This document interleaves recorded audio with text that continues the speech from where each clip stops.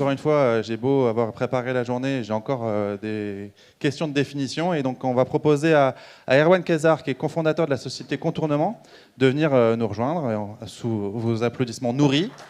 Merci pour lui. Erwan, donc Contournement forme et informe sur les technologies no-code. Et avec toi, on va se poser la question de savoir qu'est-ce que c'est que le no-code. Et on va te permettre d'avoir, c'est bon, ta présentation. Voilà, sans que je me casse la binette. Du coup, qu'est-ce que c'est que le no-code? Le no-code, c'est quoi? Le no-code, comme son nom l'indique, ce sont des outils qui permettent de réaliser tout un tas de choses qu'il fallait coder à l'origine. Et qu'il faut toujours coder, mais qu'on peut ne plus coder. Ça veut dire quoi coder? Ça veut dire écrire du code informatique pour créer des sites web, des applications mobiles, des applications web, automatiser des processus informatiques, se créer des outils du quotidien, bref, tout ce que vous avez sur vos smartphones, sur vos ordis, mais en général, pour les construire, il faut parler le langage des machines et il faut spécifier avec du code informatique ce qu'on veut faire. Et du coup, depuis quelques années, il y a des outils qui permettent, notamment aux communs des mortels, aux personnes qui ne savent pas coder, de réaliser des petites choses comme des sites, des applis, etc. De répondre soi-même à ses propres problèmes. Alors attention, vous le verrez, on n'est pas en train de dire que le no-code est en train de remplacer le code. On entend des bêtises du genre « le no-code est là, donc le code est mort ». Attention au sensationnalisme. Tu veux dire que le titre du séminaire est peut-être lui aussi un peu ambitieux. Je le rappelle, c'était « A-t-on encore besoin de développeurs pour innover dans la tech ?» C'est une question hyper pertinente qu'il faut poser, mais ça ne veut pas dire... La réponse n'est pas forcément oui direct. Exactement. Et je pense que c'est une question qu'il faut poser, parce que, inconsciemment, dès que les gens entendent no-code, ils entendent anti-code, ou alors plus besoin de code. Donc je pense que c'est hyper important de poser cette question. Et du coup, plutôt que de vous parler du no-code, je vais vous montrer à quoi ça ressemble. Pourquoi? Tout simplement parce que, étant donné que ce sont des outils visuels, une image vaut 1000 mots, et une démo vaut 1000 images. Donc dans 5 minutes, vous aurez tout compris au no-code. Je vais vous raconter une petite histoire. Bon, je vais d'abord vous montrer cette diapo. En gros, c'était pendant le premier confinement.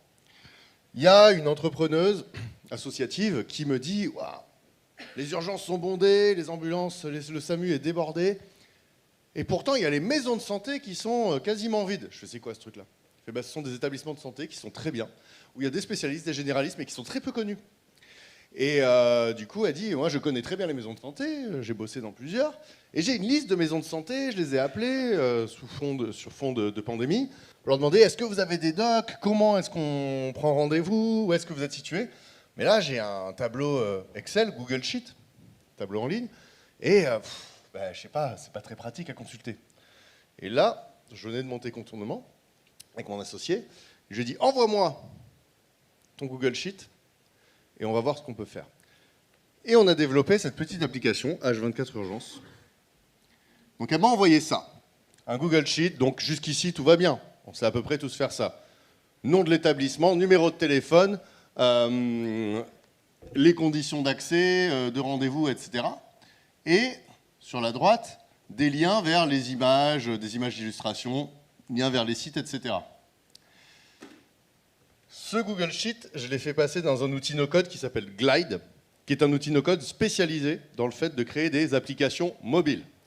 Et Glide, ils savent que beaucoup de gens savent utiliser des tableurs, donc ils vous ont facilité la tâche. Les outils no-code sont designés pour vous faciliter la tâche, ce qui fait aussi qu'ils ont des limites parfois. Du coup, j'ai fait passer ce Google Sheet dans Glide, et ça a donné ceci.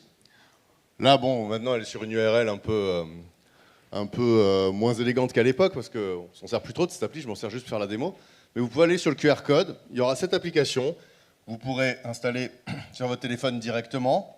Il y a vraiment le look and feel d'une appli, c'est-à-dire que quand on l'utilise, c'est une appli, quoi, la façon dont on l'expérience, visuellement comme en termes tactiles, haptiques, c'est vraiment une appli propre.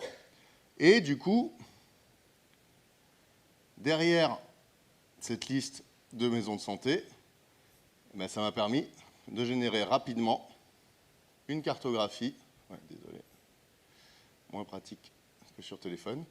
Donc si je clique par exemple sur une entrée, je vais pouvoir consulter la fiche, je peux la mettre en favori. Bon là on me demande de me connecter. Ça veut dire que je peux faire des applis où les gens se connectent, se créent des comptes. Donc là, on est sur des applis quand même assez avancées. C'est pas juste quelques pages. Oui, c'est pas que de l'affichage, quoi. C'est pas un site Exactement. vitrine version mobile. Il y a des fonctionnalités associées. Et vous le verrez, c'est ça l'un des intérêts du no-code. C'est pas juste de faire un petit site avec de l'affichage, c'est qu'on peut faire des vrais Le Bon Coin, des vrais Airbnb, des vrais applis, quoi. Et du coup, il y a aussi un petit moteur de recherche qui fait que quand on cherche en temps réel, ça va afficher des résultats. Hop. Voilà, pareil. À votre avis, j'ai pris combien de temps pour développer cette appli? Une fois que j'ai eu le tableau. Une fois que tu as eu le tableau. Une fois que j'ai eu le tableau. La donnée. Une estimation? Quelqu'un se lance? 9 jours, j'entends? 2 jours. 2 jours, ok. Qui dit mieux? 2 heures, wow. Ah, une journée. Techniquement, j'ai mis 30 secondes. Je ne suis pas en train de vous vendre des tapis. Hein. C'est parce que techniquement, en fait, je me crée un compte sur Glide, un compte en ligne, comme si je me créais un compte sur Twitter ou autre. J'ai fait passer le tableau, la Glide a réfléchi, il m'a déjà sorti une première version, qui était toute pétée, hein, faut le dire. Mais voilà, il y avait au moins une petite carto balbutiante, il y avait... Ça pouvait faire un minimum le job. Bien sûr, j'ai passé un peu de temps, j'ai passé, allez, 1 ou 2 heures, sachant que c'était mon premier projet sur Glide. J'ai quand même de l'expérience en informatique, mais en 2 heures, on va dire que j'avais quelque chose de potable, et on a cliqué sur publier, et c'était partageable. C'est ça qui est important, c'est qu'on n'a pas eu à héberger, à installer des choses, etc. Et c'était sur tous les stores? C'est pas sur les stores. Ça, c'est intéressant comme considération. Il y a des outils no-code qui vous permettent de publier vos applis sur les stores, sur l'App Store, le Play Store, etc. Mais ça, c'est ce qu'on appelle une PWA, c'est-à-dire c'est une appli qu'on installe direct sur le téléphone. En gros, on va dire que c'est... Téléchargeable depuis le site internet, entre guillemets. Enfin, c'est même pas téléchargeable, C'est ça, on fait un raccourci depuis le site internet. C'est ça, mais ces raccourcis-là, aujourd'hui, on peut faire des notifs avec. Enfin bref, voilà, c'est des choses assez poussées. D'ailleurs, il y a pas mal de projets qui font mieux de se lancer comme ça, parce que le coût d'acquisition, pour dire à quelqu'un, va sur le store, télécharge, prendre de la place sur ton téléphone, parfois, ça freine des gens. Sans compter la marge que se prend Apple Exactement. ou Google. Et puis, les données auxquelles ils ont accès, etc. Je pense qu'il y a des gens qui en parleront mieux que moi ici. Bref. Voilà pour cette démo, j'ai fini. Bonne journée. Est-ce qu'on peut un peu peut-être soulever le capot pour qu'on comprenne comment ça fonctionne dans les faits? C'est-à-dire que là, on a la fin, mais qu'est-ce qui s'est passé entre-temps? Alors, là, on va dans Glide. Donc là, je suis dans l'outil no-code. Je me suis créé un compte. Et là, je vois ce que je vais avoir. C'est le principe du WYSIWYG. What you see is what you get. Ce que tu vois, c'est ce que tu vas obtenir à la fin. Donc, si je clique ici, je déplace ce bloc, hop, il se déplace. Si je vais là, je vois que je peux changer plein de choses, les textes, la disposition.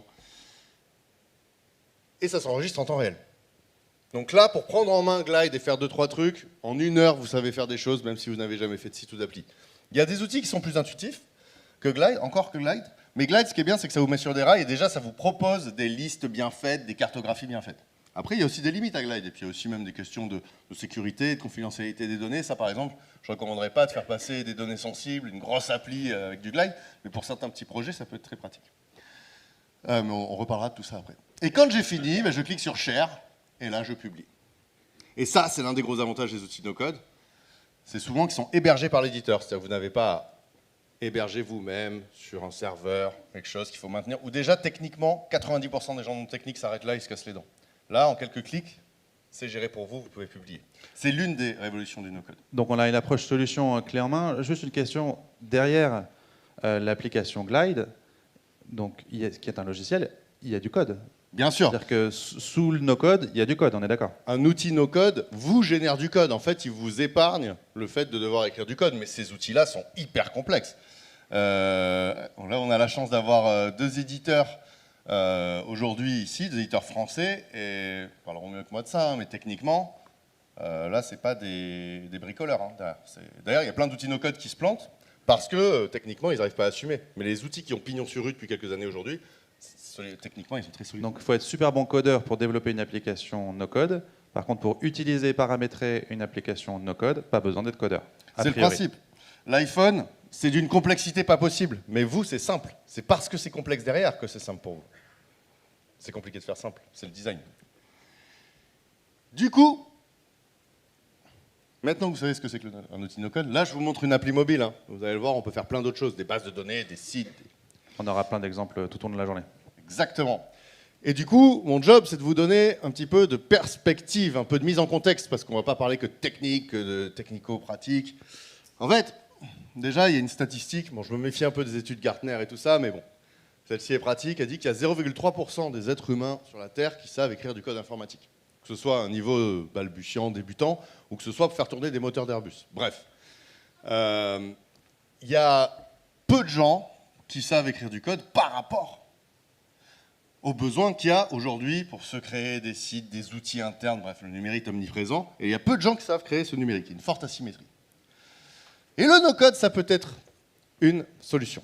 J'ai déjà donné les éléments de définition du no-code, et ici je vais les récapituler. Excel, est-ce que c'est du no-code? Oui. Pour quelle raison? Ça permet effectivement, sans faire du code, de faire des applications. Faire des applications avec Excel? Ok, oui, vous voulez dire avec les formules et tout ça. Bah, du coup, les formules, c'est limite un peu de code. Et j'ai envie de dire, un tableur, en tout cas, il n'y a pas une définition, mais il y a quand même un consensus aujourd'hui dans la communauté no-code internationale. Il n'y a jamais vraiment eu besoin de coder pour faire des tableurs. Dès l'Apple Lisa, on avait de quoi? Une interface graphique. Historiquement, on n'a jamais vraiment eu besoin. On peut faire un peu de code dedans. Est-ce que Canva, cet outil qui permet de faire des images, des flyers, c'est du no-code? D'aucuns disent Canva. Canva. Moi, je c'est le juste pour que francise. tout le monde se comprenne. Bah, si on va là-dedans, n'importe quel logiciel serait du no-code. Moi, ce que j'entends, c'est que le no-code, ça permet de développer aussi de nouvelles applications. C'est pour ça que je pose la question. Voilà. Est-ce que Canva, Tout c'est du logiciel no-code? n'est pas forcément du no-code. Exactement. J'entends des non, j'entends des oui. Oui, pour quelle raison?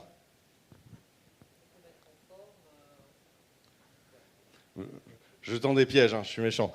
On n'a jamais vraiment eu besoin de coder pour faire des flyers ou pour faire des maquettes graphiques. Donc voilà, le no-code, premier élément de définition, ça permet de réaliser des choses où avant, il fallait coder, tout simplement. Des sites web, des applis. Et souvent, j'entends, oui, Trello, c'est du no-code. Ah, Trello, voilà, c'est un outil de gestion de projet. Tu ne peux pas créer des applis à part entière. C'est un néologisme qui est apparu autour de 2017, no-code. Et c'est vraiment une nouvelle catégorie de technologie, c'est pas que du marketing. Mais on entend un peu tout et n'importe quoi. On entend Word, c'est du no-code. Non, voilà, ça permet de faire des choses où il fallait coder avant. Des projets avancés, sites, applis, automatisation. Deuxièmement, ce sont des outils 100% visuels. Pas de code à lire ou à écrire. Contrairement au low-code. Peu de code, mais du code quand même pour que ça fonctionne. Les outils no-code, leur force, c'est, en tout cas les bons outils no-code, c'est le design. Ils vous accompagnent, ils sont simples à prendre en main. Enfin, il y en a qui sont plus ou moins simples, il y en a qui sont plus complexes aussi, mais en tout cas, il n'y a pas besoin d'avoir de compétences de base. Par contre, il faut acquérir des compétences en apprenant le no-code pour bien, par exemple, les bases de données, voilà, ça ne s'invente pas. Mais avec le no-code, on peut apprendre des compétences en programmation. On reviendra sur des distinctions, hein, compétences programmation, Exactement. compétences code, voilà. Voilà, c'est être un peu en fil rouge tout au long de la journée et en conclusion également. C'est ça, là, je vous donne un petit peu les teasing. teasings, mais on y reviendra. Et ce sont des outils qui sont 100% dans le cloud, 100% dans les nuages du web. Qu'est-ce que ça veut dire? Ça veut dire que les outils no-code, vous n'avez rien à installer. Vous ouvrez Google Chrome, vous ouvrez Safari, vous pouvez commencer à bosser en ligne. Donc si vous n'avez pas Internet, c'est compliqué. Mais ça, déjà, le fait que ça tombe dans le cloud, ça change beaucoup de choses, notamment le fait que souvent, les éditeurs hébergent pour vous. Pendant longtemps, j'ai formé au code, et à des outils comme WordPress aussi. 80% des gens, quand tu leur dis qu'il faut que tu installes WordPress, que tu ailles l'héberger sur un serveur OVH, qu'il va falloir que tu mettes à jour, ils arrêtent là. WordPress, ça a été un super outil pendant longtemps, hein, mais voilà, c'était un peu un ancêtre de no-code. Mais cette dimension 100% cloud, elle est vraiment importante, parce que c'est aussi ça qui fait que la première marche, c'est pas une marche, c'est juste une entrée de garage. Là, un seuil. Ouais, un seuil, voilà. Merci. Une entrée de garage. Du coup, voilà. Ça, on peut dire que c'est un peu les éléments de définition d'outil no-code. Et aussi le fait qu'il soit flexible, qu'il soit agnostique. Un outil spécialisé sur la compta ou sur la gestion de projet, c'est pas un outil no-code, c'est un outil spécialisé. Ou même un secteur d'activité. Un outil no-code dédié à l'agriculture, pour reprendre l'introduction de Sarah, c'est un peu un non-sens? C'est une bonne question. Là, pour le coup, j'ai envie de dire, si c'est un outil qui quand même permet de vraiment développer des outils. En fait, ce sont des outils qui permettent de développer des outils. C'est le niveau de flexibilité qui le déterminera. Après, là, je vous donne une définition un peu consensuelle. Il peut toujours y avoir un peu de débat. Mais je vous laisserai aller en débattre sur la communauté No Code France, dont on reparlera. Parce qu'on a la chance d'avoir l'une des plus belles communautés No Code au monde, en France. Et voilà. Ça peut servir à deux trucs, le no-code principalement. À lancer des produits, des plateformes. Mais il faut faire attention parce que, le no-code, ça permet de faire des sites, ça permet de faire des Le Bon Coin et tout. Oui, mais c'est la partie émergée de l'iceberg. On entend beaucoup parler de ça, mais il n'y a pas tant de monde que ça qui veut lancer ce genre de choses. Par contre, partie immergée, ce qu'on appelle les no-code ops. C'est quoi les no-code ops? C'est pas une onomatopée. Ça désigne le fait d'optimiser ses ops, ses opérations du quotidien. C'est quoi ces opérations? C'est dans une entreprise, les process, les tâches qu'on fait, notamment les tâches répétitives, les tâches chronophages, les tâches à faible valeur ajoutée. Ces trucs-là, c'est censé nous faire gagner du temps. Et en fait, plus ça va, plus ça nous en prend. On a une charge cognitive de dingue. Les outils no-code, ça peut servir, et ça, tout le monde, toute personne qui se sert d'un ordi ou d'un téléphone peut en avoir besoin, même à titre personnel. Mais dans la vie professionnelle, tu as besoin d'optimiser tes process, d'optimiser tes outils, sinon tu passes un temps de fou avec ces outils, et je vous conseille de vous afficher ça où vous voulez. C'est un tableau qui vous montre, si vous faites une tâche tant de fois par jour et qu'elle dure tant de temps, le temps que vous aurez passé au bout d'un an à la faire. Par exemple, quand Joe de la compta m'envoie une pièce jointe, je dois la télécharger, puis la renommer, puis aller chercher le dossier ou la mettre, puis l'uploader. C'est facilement, pour certaines personnes, 5 fois 100 minutes par jour. Au bout d'un an, 6 fois 24 heures à faire juste cette tâche par-moi l'expression, cette tâche un peu à faible valeur ajoutée, disons. Et ça, des tâches comme ça, on en est criblé au quotidien. Et je vois des gens qui sont même des postes de direction, qui passent leur temps à faire de la manute numérique, au lieu de confier le taf à la machine. Et souvent, ce sont des tâches qui sont grosses comme le nez au milieu du visage, mais on se dit mais comment je vais faire? Je ne sais pas coder, je ne vais pas écrire des scripts. Aujourd'hui, quand même, tu as des outils qui te permettent de vraiment gagner en vélocité, en productivité. Productivité, c'est pas au sens travailler plus pour faire plus, c'est travailler moins pour faire mieux et plus.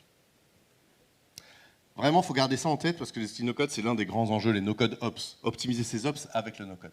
On retrouve du coup les deux grandes séquences de la journée, produit qui sera plutôt cet après-midi et productivité qui sera l'objet de la séquence de ce matin. Absolument. C'est pas complètement un hasard, mais c'est une bonne nouvelle en fait, qu'on retombe sur nos pieds. C'est que vous avez bien fait votre programme, c'est tout.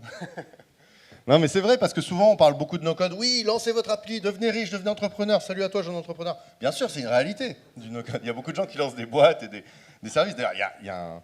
Ouais, ça y est, je commence à digresser, mais je vais être court. Je suis là. C'est pas une légende. Il y a genre, je vais donner deux petits exemples. Il y a un gars, alors que nous, on forme au no-code ops chez Contournement. On est vraiment spécialisé là-dessus. Il y a un type, il a juste suivi nos formations, et pourtant, nos formations ne visent pas à professionnaliser. Il a lancé un truc qui automatise la création de contrats pour des petits artistes qui n'ont pas de manager. Il fait 200 000 € par an en bossant dessus 2 heures par mois. C'est hallucinant, on l'a interviewé là dernièrement. Mais ça arrive, bon, c'est une personne sur 100 000. Et puis, je ne sais plus, Benoît-Marie de XAR, un petit français, me racontait qu'il y avait un entrepreneur qui fabrique des barbecues, industrie de barbecue dans le coin, qui lui-même s'est créé son outil au sein de sa boîte, petit à petit, et qui économise énormément d'argent et de temps au quotidien. Et ça, c'est des vrais exemples de TPE-PME traditionnels qui s'approprient les no-code ops. Donc il y a plein d'outils qui existent déjà. Il y a plein d'outils. Et faites gaffe, parce que on peut se dire, waouh, dans cette jungle, je suis tout le temps en train de rater quelque chose. Quand on met le pied dans le no-code, ça peut nous dévorer. Non, cette jungle, il y a des outils qui apparaissent tous les jours. Regardez pas ça. Focalisez sur ce qui peut vous être utile. Et il y a plein de gens qui peuvent vous conseiller là-dessus, pour qu'ensuite vous puissiez vous autonomiser. Là, je ne vous montre pas encore le contenu, mais tout à l'heure, je vais vous montrer une cartographie où les outils no-code seront ceux qu'on estime être les plus recommandables, dont on entend le plus parler, qui sont le plus pérennes, etc. Par spécialité, création de sites web, création d'applis web, donc créer le bon coin de, je sais pas, des machines agricoles, création d'applis mobiles, Uber, Instagram, no-code ops, créer des outils internes, quoi. À gauche, ce seront les plus accessibles, prenables en main en quelques jours, voire quelques heures. Nous, clairement, on fait des ateliers de 2 heures où les gens ont déjà fait une base de données avec une automatisation. Enfin, ouais, c'est... Et là, les outils les plus avancés, qui demandent plutôt quelques semaines et qui sont plutôt des outils no-code pour devenir pro ou pousser plus loin les limites de ce qu'on peut faire. Mais en tout cas, voilà ce qu'on va voir tout à l'heure. Mais là, pareil, c'est juste une mise en appétit pour pouvoir t'intéresser. Avant de te laisser poursuivre, il y a peut-être déjà une première question potentiellement dans la salle. J'aimerais faire réagir la salle sur cette première définition. Et puis rappeler aussi que donc, on a des participants qui sont en ligne et qui eux aussi peuvent poser des questions. Et c'est Léo et Guillaume qui seront les porte-parole qui sont ici présents. Donc voilà, que vous soyez en ligne, bonjour à ceux qui nous regardent de loin, dans le monde entier, j'imagine. Et à ceux qui sont ici, voilà, n'hésitez pas à poser des questions et nous interpeller en levant tout simplement la main. Ceux qui me connaissent savent que je désigne parfois des gens pour qu'ils posent une question, parce que, notamment la première. Donc attention sur qui ça va tomber. Si quelqu'un ne lève pas sa main maintenant, je vais me tourner vers des gens que je connais. Et mon regard s'est posé sur Edith. Edith, je suis à peu près sûr que tu as une question à poser à Erwan sur le no-code. Edith, elle est juste là. Ah, il y a une vraie question. Il y avait un... Ah, bah voilà, super. Mais après, je suis sûr qu'Edith, tu auras du coup le temps de préparer ta question. Bonjour, merci pour la présentation. Ma question, peut-être me dire qui je suis. Du coup, je suis enseignant-chercheur à l'EPF, une école d'ingénieurs en centre-ville, et informaticien. Et ma question sur le no-code, c'est quel est le degré d'enfermement, où on va dire, ces outils sont super, ils permettent de développer en quelques heures, mais si à un moment, pour une raison ou une autre, on a besoin de... Enfin, c'est ce que vous vendez, quoi. Enfin, je reprends votre discours. Mais si à un moment, on a besoin de changer, pour une raison ou une autre, d'outils, ou si on a besoin de passer sur des choses plus traditionnelles, quels sont les ponts? Est-ce qu'il y a des ponts? Est-ce que ça a été pensé?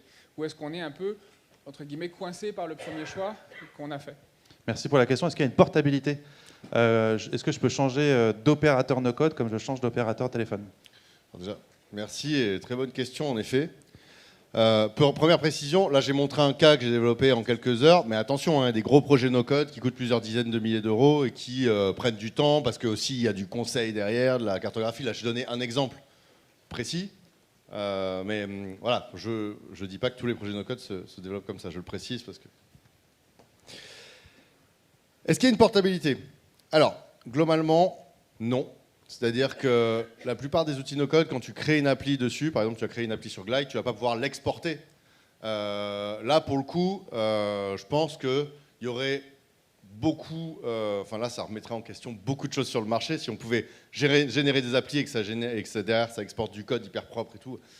Il commence à y avoir des outils quand même qui le font. Enfin, sur Webflow, par exemple, c'est pour faire des sites web hyper avancés, tu peux exporter dans une espèce de framework JavaScript hébergeable ailleurs, ce que tu as réalisé. Draftbit, mais Draftbit, je crois qu'ils sont en train d'arrêter, mais tu pouvais le faire avec du mobile.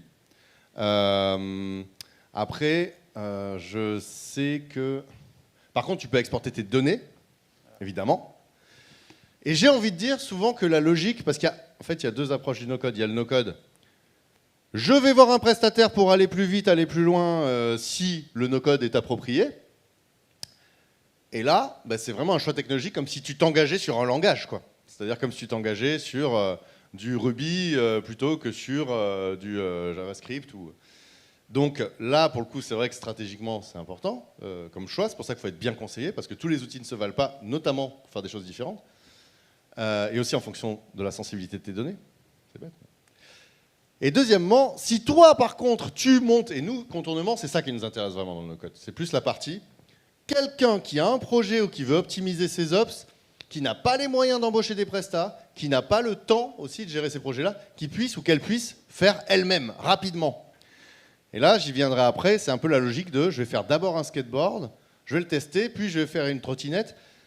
Et puis à un moment, en effet, il faut passer sur du code ou sur un outil no-code plus puissant. Mais le temps que tu auras passé et l'argent que tu auras économisé et les risques que tu auras minimisés au début, ça vaut tout l'or du monde. Et le time to market, comme on dit, le fait d'aller vite. Et j'adore un exemple, c'est Comet, c'était l'une des premières boîtes à monter leur plateforme sur du no-code. Ils ont commencé à la main à tester leur concept, sans plateforme. Ils voient que ça plaisait. Ils ont développé eux-mêmes en Bubble une première plateforme. Il y a l'un d'entre eux qui s'est formé. Bubble, qui est un des outils éditeurs de solutions no-code. Absolument, l'un des outils dont on parlera un peu. Et ils sont allés jusqu'à 500 000 euros de revenus récurrents annuels. Ils ont vraiment monté une plateforme à base d'un abonnement entre 20 et 80 euros par mois, quoi. Et on aura un exemple justement d'application développée sur ce type de solution. C'est ça, il va y avoir plein de cas aujourd'hui. Et l'exemple que je donnais avec Xar tout à l'heure, c'est aussi ça, quoi. Il a fait lui-même, le type, et s'il avait à un moment arrêté, ben, il ne serait pas tombé de haut. Et du coup, après, ils sont allés sur du code, une fois qu'ils étaient en position de force, qu'ils atteignaient les limites, mais ils avaient déjà lancé leur truc. Ce qui est souvent compliqué, c'est de lancer, c'est d'amorcer. C'est la loi des 80-20, c'est en 20% de l'effort, résoudre 80% du problème. Donc j'ai envie de dire que c'est un peu pour retourner ces questions de la portabilité. Parfois, j'ai envie de dire, ça permet d'avoir des problèmes de riches, le no-code. Et une fois que tu as des problèmes de riches, pose-toi des questions de riches. J'exagère un petit peu. Mais au début d'un projet, on est pauvre en utilisateurs, en visibilité, en tout ça, quoi. Portabilité des données, oui. Portabilité de l'application développée sur base d'outils no-code, souvent non. Pas toujours, plutôt pas, quoi, aujourd'hui. Plutôt pas, à vérifier dans les CGV et les licences. Il y a Ça Flutter. va être un des Pardon, petits ouais. messages clés, hein, je vous le dis, de toute la journée. Ouais. Bien lire les conditions générales de vente et les logiciels. Edith, je l'ai promis, question courte qui appellera à une réponse courte. Ah, là, je suis peut-être pas douée là-dessus. Donc, bonjour, je m'appelle Edith et je travaille pour la coopérative Arteris. Moi, en fait, je suis déjà convaincue et utilisatrice de no-code en interne, mais mon problème, quand on a une structure qui a aussi un service informatique dont on ne fait pas partie, c'est comment j'ai des fins de non-recevoir en fait, sur l'utilisation de ce genre d'outils et comment déboulonner l'État dans l'État. Déjà, faut-il D'où toujours la le réponse déboulonner? courte, hein. La question est courte, mais la réponse peut-être pas. Et puis s'il y a des DSI dans la salle qui n'hésitent pas, évidemment, à réagir. Je vais tâcher d'être court, d'autant que je pense que c'est un sujet dans les use cases, dans les retours, les cas d'usage, le témoignage d'aujourd'hui qui sera traité. Moi, j'ai envie de dire déjà, l'État, est-ce qu'il faut le déboulonner? Nous, on a une posture, c'est bête, mais on vient du code.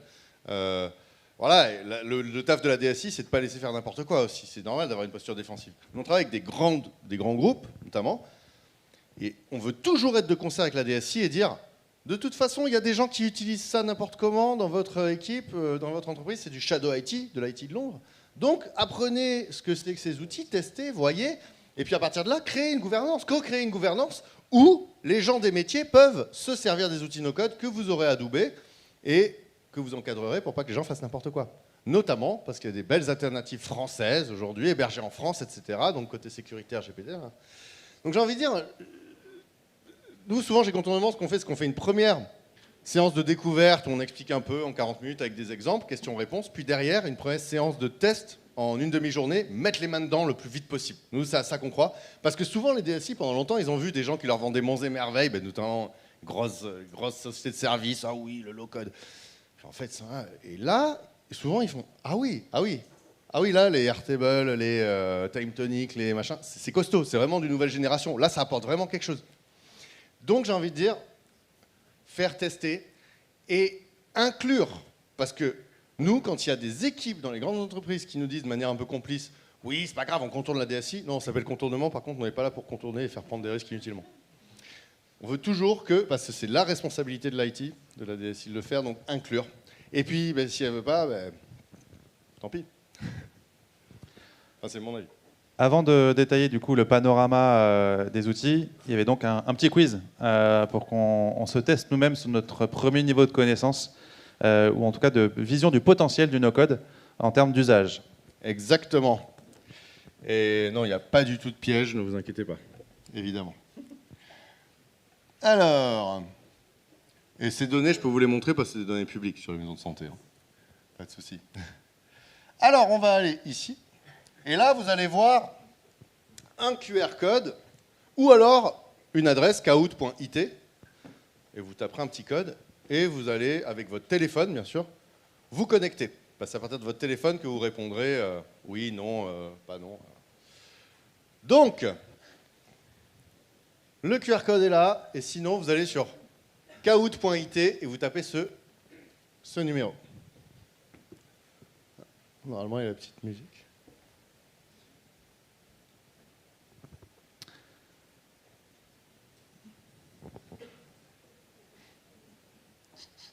Ça arrive. On a déjà plusieurs dizaines. Bon, normalement, il y a une petite musique pour vous mettre dedans.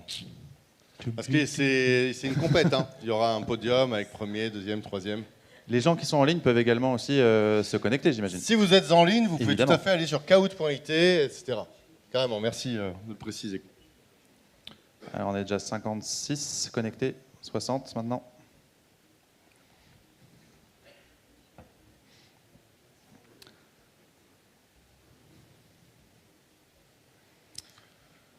On attend encore, allez, 15 secondes et on démarre. Sinon, je crois que vous pourrez prendre le train en route, normalement. Une petite animation musicale en attendant. Je sais pas Comment faire de beatbox, mais Non plus. J'écris du slam que j'enregistre sur du no-code. Je vous laisserai chercher.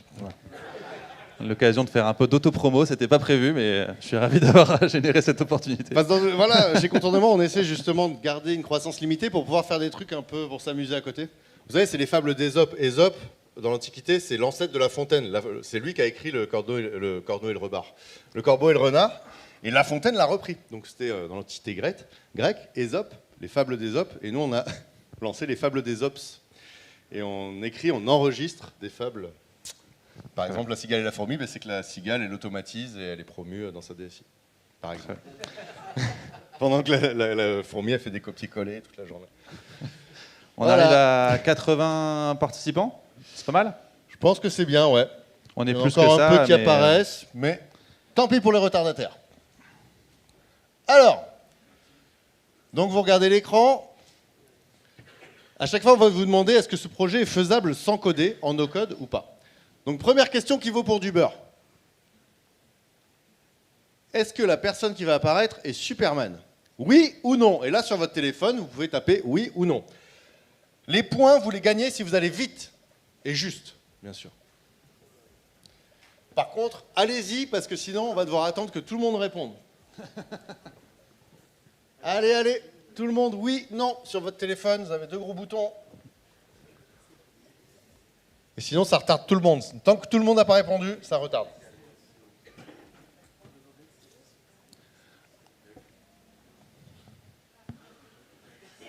Ah, Bravo, bon.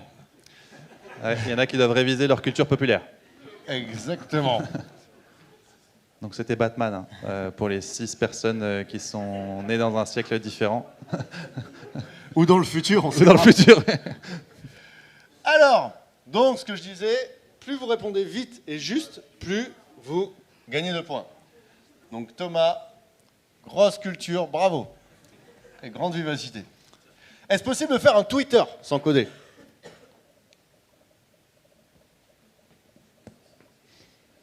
Ils sont en train de virer tout le monde, donc on imagine que oui. Non, ça je pense que c'est plutôt l'intelligence artificielle qui les veut. Parce que je suppose que Elon Musk est un cyborg avec une intelligence artificielle. Mais c'est ma théorie du complot, moi. Alors, oui, non. Il est complètement possible de faire des outils comme Twitter sans coder. En no-code, c'est parfait pour ça. Il y a des données, des utilisateurs qui se créent des comptes, qui publient des posts, des contenus. Ces contenus peuvent être likés, commentés. Vous savez, au final, c'est des briques avec des tuyaux, j'ai envie de dire. Et d'ailleurs, dès 2015, il y a quelqu'un qui avait développé Not Real Twitter. Je vous montre juste après. Aurore, vous avez vu les points là? À 4 points, elle a dû répondre instantanément. Et il n'y a pas de corruption dans ce jeu, je vous le précise. Donc voilà, Not Real Twitter, c'est quelqu'un en 2015 déjà avec Bubble qui avait fait un petit Twitter, bon un peu simplifié, mais qui fonctionne, qui est largement suffisant pour tester un projet. Mais voilà, de toute façon, les principales applis que vous utilisez, à chaque fois je dis Le Bon Coin parce que tout le monde connaît, mais Airbnb, Twitter, souvent ce sont des outils qui sont faisables en grande partie au moins par des outils no-code. Est-ce possible de faire un Waze sans coder? Calculateur de trajet intelligent. Vous savez, pour vous dire s'il y a des embouteillages, par où il faut passer. Ah, là, les gens vont plus vite. On sent que la course au gain, quoi. C'est l'émulation, quoi. Hein. La compète, la compète. C'est ça. On leur dit ce qui a gagné ou pas? Non, Pas encore, pas Voilà. encore. Ah!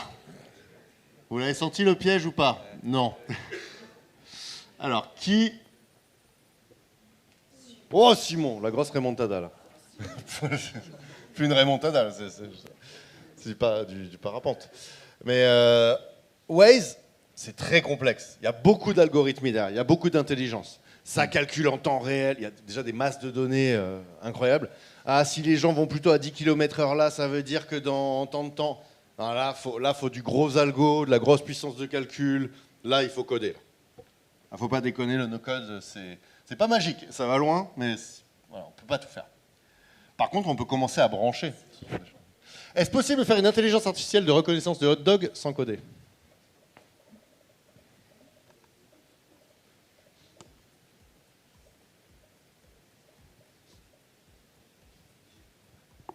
Ah, là, il y a de l'hésitation. En fait, en gros, c'est de montrer un hot dog à la caméra et il vous dit oui, c'est un hot dog, non, ça n'en est pas une. Programmer ça. Ben, ça existe vraiment, en fait, c'est pour ça que... Mais est-ce qu'on peut le no-coder, ça? Oui, non. Ah, on sent l'hésitation. Ça c'est qui fonctionne en général. Vous le pouvez. Notamment, alors c'est du no-code au sens très large, mais par exemple, il y a un outil qui s'appelle Teachable Machine, qui vous permet de faire du machine learning, d'apprendre à des machines à reconnaître des choses de manière très simple. Voilà, l'interface, elle est on ne peut plus simple. Ça peut servir, par exemple, pour prototyper, je ne sais pas, un produit, pour reconnaître des objets. Question, est-ce qu'il y a besoin quand même d'avoir une base de données d'apprentissage déjà qualifiée? Ou est-ce que... Enfin, derrière ma question, en fait, c'est le no-code, c'est super, mais il faut avoir, à minima, plein de données déjà un peu structurées. Peut-être que je vais trop vite. Tu me dis s'il faut que je m'arrête.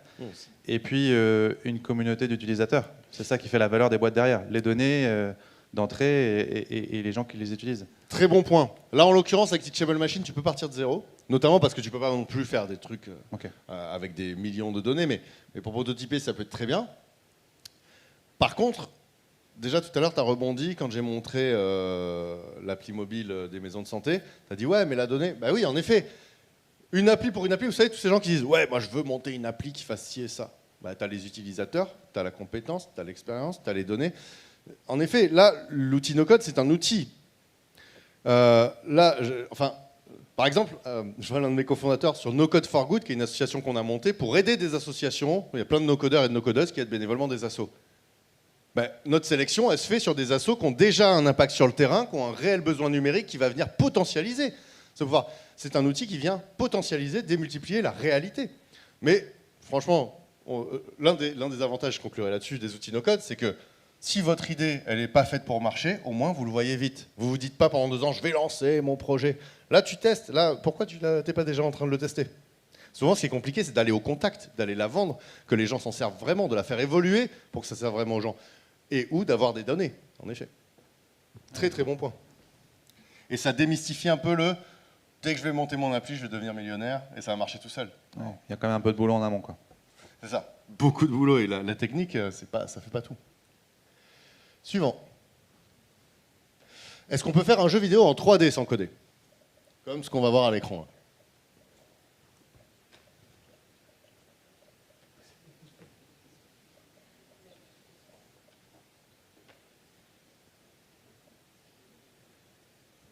Ça a l'air cool. Ouais. Là, je pense qu'il faut être vif, encore plus que sur Kahoot. Eh ben oui! Alors pareil, c'est du no-code au sens large. Nous, souvent, le no-code, on en parle pour parler d'outils qui permettent de créer des sites, des applis, des automatisations, des outils internes. Mais aujourd'hui, des outils... D'abord le classement, ce que vous attendez tous. Bon, Simon, là, je crois Simon, que... quoique, il est détrônable. Tout, ah ouais, mais voilà, ouais, forcément. C'est Simon-là... Qui est Simon? Non, mais voilà. Voilà. Ah ouais. C'est le geekissime de la bande. Hein, donc, Ouais, mais t'es à 40 points de chuter, hein, fais attention. Faut maintenir comme ça. Et du coup, par exemple, il y a des outils comme Buildbox, mais ça fait déjà quelques années, qui vous permettent de réaliser des choses comme ça. Par contre, no-code, ça ne veut pas dire facile, on y reviendra. Je pense que là, quand même, pour réaliser ce genre de choses, il faut passer du temps dessus. Il faut se former. Mais t'as pas besoin d'écrire de code informatique. En tout cas, pour faire ce genre de jeu.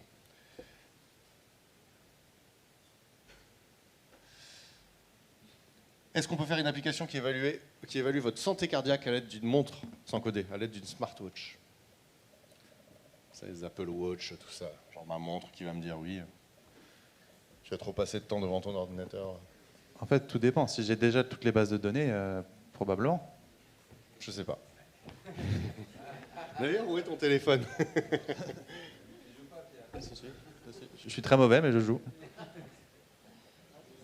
Ah là, je suis content, là, je vous ai fait tomber dans le piège, mais vraiment. Alors, à vrai dire, ça fait un petit moment que je me suis pas renseigné. Bon, Simon qui confirme sa place. Peut-être, là, j'avoue, ça fait un petit moment que je n'ai pas veillé là-dessus, mais quand même, c'est assez complexe d'aller sur ce type de petites bestioles. Je pense qu'un jour ou l'autre, on pourra no-coder des choses là-dessus. Après, je parle aussi, les deux éditeurs qui sont là, TimeTonic et Xar, parfois, à mon avis, sont peut-être plus pointus sur ce genre de veille. Il me semble qu'aujourd'hui, c'est toujours pas possible sur ce genre de terminaux un peu exotiques. Mais, le problème, c'est pas tant de ne pas être en capacité technique de le faire, on va dire d'un point de vue théorique, mais c'est qu'on n'a pas accès à la donnée produite par l'Apple Watch. en fait, c'est que tu n'as pas accès à l'Apple Watch elle-même, au logiciel D'accord. de l'Apple Watch, au métal de Je peux l'Apple pas me Watch. plugger sur... Comme l'APK, tu vois, par Ok. exemple, sur mobile. Sur l'Apple Watch, quelque chose à dire, monsieur les éditeurs? Très bien. Ils ont l'air d'accord. La parole est à la défense. Est-ce qu'on peut lancer sa start-up sans coder?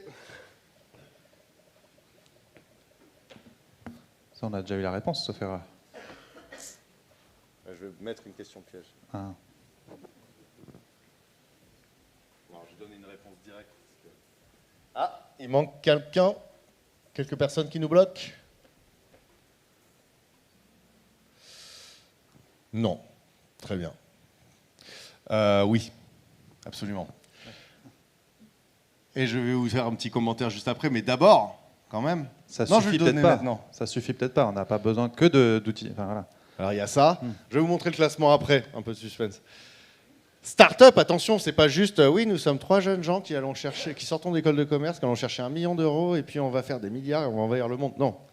Une startup, c'est, selon la définition originelle, c'est une structure, une entité humaine. Ça peut être une asso, ça peut être quelqu'un qui est tout seul, qui a une idée et qui invente un modèle. Par exemple, je veux monter une boulangerie, bah oui, j'achète de la farine, j'invite des gens, je vends des pains au chocolat. Le modèle économique, le modèle de distribution est là. Par contre, oui, je vais faire Airbnb, je vais permettre aux particuliers de se louer les apparts. Je dois tout inventer. Et donc, je teste, je produis des choses, je tire des conclusions, j'itère, comme on dit.